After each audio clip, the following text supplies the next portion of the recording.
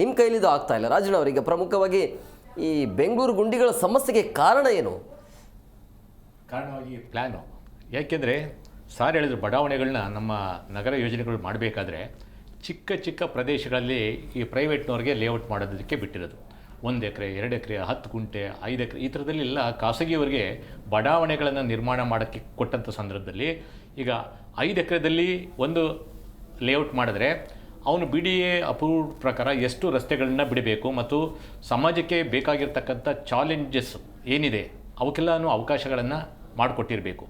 Next ಅದ್ರ ನಂತರ ಬಡಾವಣೆಗಳು ಮಾಡ್ತಾರಲ್ಲ, ಅವ್ರೇನು ಮಾಡ್ತಾಯಿದ್ದಾರೆ, ಇವ್ರೇನು ರಸ್ತೆ ಬಿಟ್ಟಿದಾರಲ್ಲ ಅವ್ರು ಮನೆ ಇಡ್ತಾರೆ ಅಲ್ಲಿಗೆ.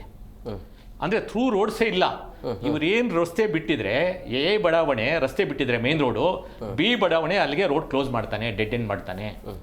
ನೆಕ್ಸ್ಟ್ ಇದು ಕಂಟಿನ್ಯೂಟಿ ಆಗ್ತಾ ಹೋಗ್ತಾಗುತ್ತೆ.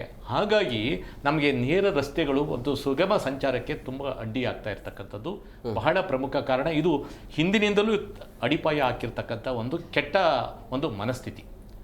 ಇನ್ನು ಇವುಗಳ ನಿರ್ವಹಣೆ ಈ 50 ವರ್ಷದಿಂದ ಈ ಸಮಾಜಕ್ಕೆ ಬೇಕಾದಂಥ ಚಾಲೆಂಜಸ್ಸು ಕಡಿಮೆ ಇತ್ತು, ಇವತ್ತು ದಿನೇ ದಿನೇ ಹೆಚ್ಚಾಗ್ತಾ ಇದೆ.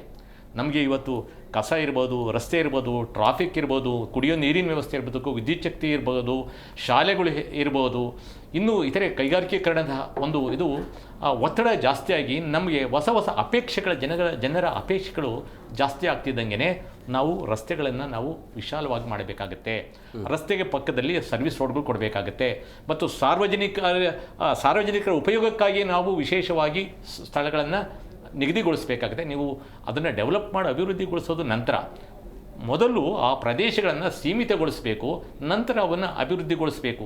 ನಮ್ಮಲ್ಲಿ ಏನಾಗ್ಬಿಟ್ಟಿದೆ, ಫಸ್ಟ್ ಮನೆ ಕಟ್ಕೊಳ್ತಕ್ಕಂಥದ್ದು, ನಂತರ ರೋಡ್ ನಿರ್ಮಾಣ ಮಾಡ್ಕೊಳ್ಳೋದು, ಆಮೇಲೆ ನೀರು ಹುಡುಕೊಳ್ಳೋದು, ಆಮೇಲೆ ಕರೆಂಟ್ ಹುಡುಕೊಳ್ಳೋದು, ಆಮೇಲೆ ಎಲ್ಲ ಆದಮೇಲೆ ನಮಗೆ ಗಿಡ ಬೇಕು ಅಂತ ಗಿಡ ನೆಡಬೇಕು. ಎಲ್ಲಿ ನೆಡ್ತೀರ ಗಿಡನ? ಎಲ್ಲಿದೆ ಜಾಗ?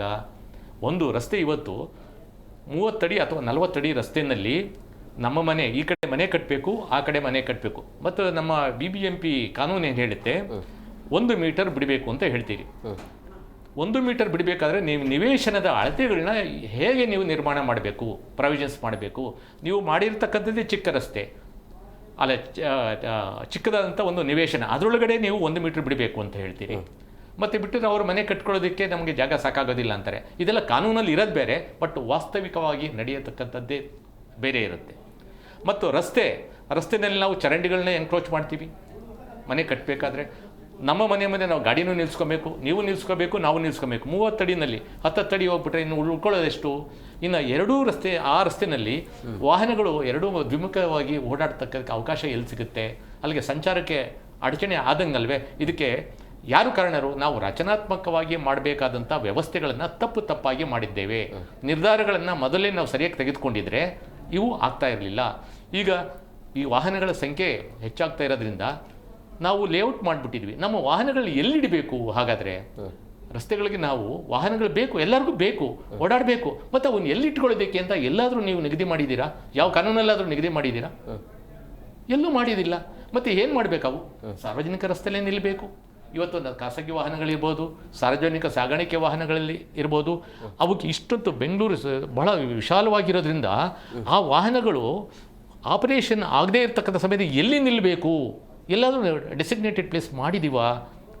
ಪ್ಲ್ಯಾನಲ್ಲಿ ಇದೆಯಾ? ಇಲ್ಲ. ಎಲ್ಲ ಒಂದು ಅಂಡರ್ಸ್ಟ್ಯಾಂಡಿಂಗ್ಸ್ನಲ್ಲಿ ಹೋಗ್ತಾ ಇದೆ.